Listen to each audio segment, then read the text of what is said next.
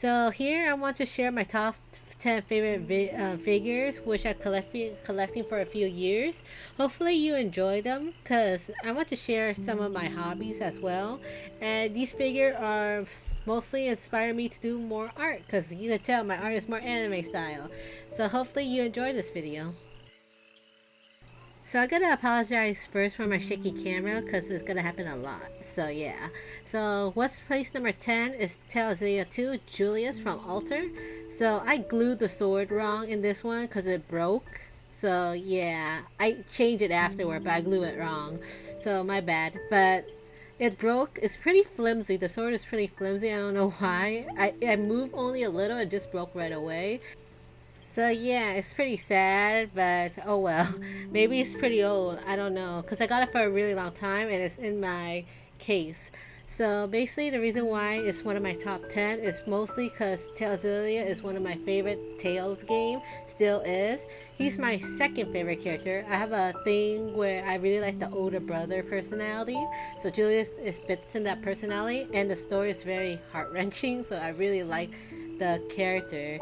So the Guy is actually my first favorite character in Tailzilla, but he's my second, so I'm totally biased. So at that time, the figure's more cheaper, but it's around 60 to 70 bucks, but it's so well quality, so detailed. So it's a really good figure to buy at that time.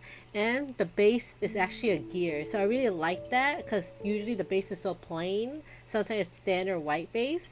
So this is one of the reasons why it's my top 10 is mostly due favorite characters, and it's pretty good for the pricing. So what's for number 9 is Artorias, and Artorias is pretty one of my favorite top figures is because the design of him, and it still look good despite it's more cheaper than the huge one. You can tell it's cheap by the texture and the quality of it, but it still look good for a figure. Usually these small cheaper figures, the face they're somewhat deformed in some way, but in this one, since he's on armor, it's hard. He won't get deformed, you know. But yeah, the quality is pretty cheap, but overall, it's really good quality for this quality figure, and the armor looks really nice. It doesn't look bad at all. So yeah. So at first, please forgive my shaky camera movement. This will only happen for my top figures, cause right now I'm not using any stable table. I'm using my hand right now. So yeah, so he's one of number 8 is mostly because how well sculpted he is, and the base is average. It's just a circle base with the card captor sign in there. But the thing I'm iffy about this is the drawn. And I guess the only problem is how flimsy the figure is, because the wings fall off sometimes. I don't know why. It's like I hear a thud, but it's still really high quality. It doesn't damage or anything, just that maybe it's a little bit flimsy, maybe because the wings is kind of heavy because how well sculpted it is. So yeah, that's why it's number 8. So this one is very well sculpted. I really like the base a lot. I don't play Odin Spear, but I've watched the playthrough and the walkthrough, and I really like the story. It's very dark fairy tale like, so I really enjoyed the story. But this figure is really, really good. I like the couple, and I like how detailed this figure is too. This figure is, the base is very high quality. The base is not a standard circle base at all. It's very high quality. The chain, the movement, and the fighting pose is amazing. So I really enjoyed this figure a lot. And oh yeah, the chain too, and the weapon in the end of the chain looks like crystals a little. So yeah, everything about this figure is very high quality, and yeah, it's one of the rare female figure because I'm very biased, and it's in the low 5 because I'm biased with more into the male figures. But it's a very, I think it's one of the best quality figure I ever have so far. So next up, it cannot compare to this one, but it will be Shinsuke from Gintama. I told you I'm very biased. It's not compared to Velvet at all, but I really like this figure mostly because I like the character. So the biggest problem here in this picture is I lost this smoke thing because I display my figures and I have cats. My cats don't attack my figures anymore, but they attack my plants instead. So now my figure is free to not get torn apart. But basically, he basically a very well crafted figure. Problem is, it's just his hair. His hair is little plasticky, I guess. Like there's less detailed, but the yukata, the shirt, and everything is very nice. And he is sitting on a chair, so it's quite new. So I really like the uniqueness of this figure, and I like his expression as well. It has the sexy vibe, I guess. So yeah, that's why I really like this figure too, especially how they put the butterfly into the theme of this figure, where the chair has the butterfly symbol and everything. So I really like this figure a lot due to bias reason, because Velvet is sculpt wise, is way better. So placing the top 5 is Zoro Mega House, and this one is really high quality and very well sculpted. Problem is that the sword is broken because of my cat, because it's the first figure she ever broke, because it's the first time I adopt first 2 days I adopt her, and she just broke it because I display it in my nightstand. At that time, 3 of my figures got damaged by her, so I was like, yeah, I shouldn't display it outside anymore at that time. So yeah.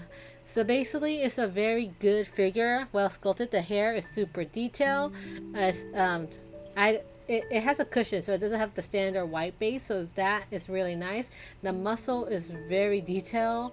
Face is very accurate, and I feel like it's more proportionate compared to the Zoro in One Piece, which is very nice. So overall, this is a very high quality figure despite its simplicity. It is quite small and short because he's sitting, but overall, I really like this figure, how detailed it is for just a simple sitting pose, and how he just simply just cleaning his sword. So that's why he's one of my top 5. So one of number 4 is surprisingly it's a girl. So no Game to Life Shiro. I watched the anime for her. I saw her figure first, and then I tried to watch her anime. She is the first figure that I really want to start collecting figures. After that, I've been collecting cheap figure, and then it becomes more expensive figure, but she is probably the first expensive figure I pre-ordered because her hair looks so nice, her design, and the chest board is just, everything looks so well put together, the colors and her eyes, and the crown is the most important thing too. So I watched the anime, and I gotta say I didn't like it that much. It's targeted towards male, so yeah, I want to get the figure where she's holding the world, but it's too pricey, and I feel like the anime kind of ruined it for me a little. So I didn't really want to get her more expensive version.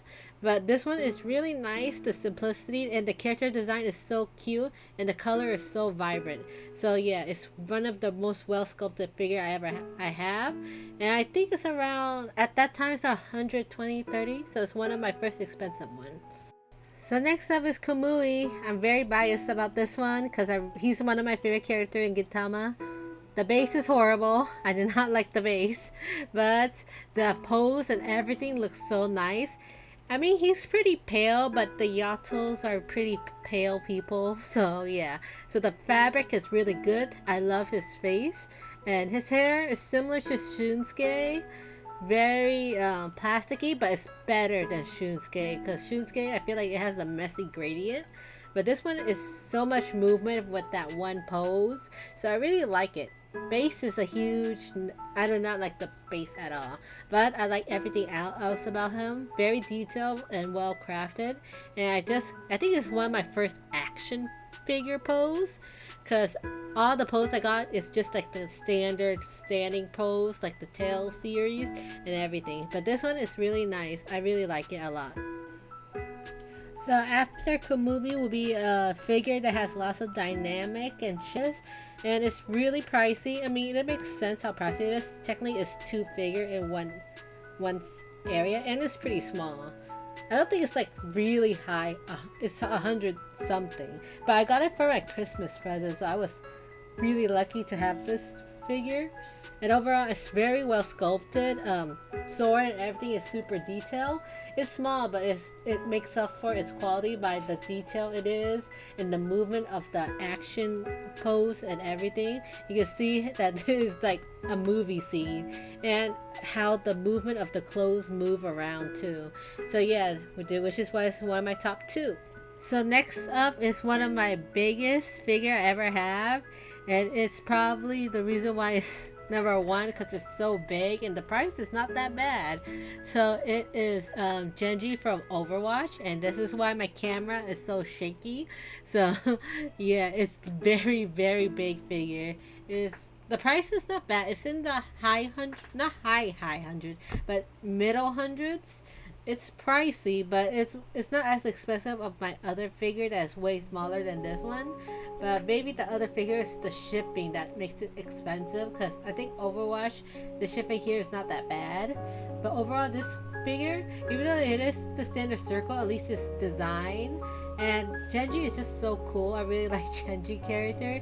I don't play Blizzard game because I'm not good at onto shoot fighting games, but I really love their animation. Everything about this is very high sculpted.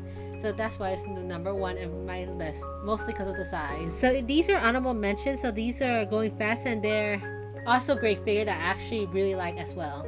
But Kisei from Crocodile Basket is very well sculpted and very nice. Problem is the base and that stick coming out of his foot is kind of weird.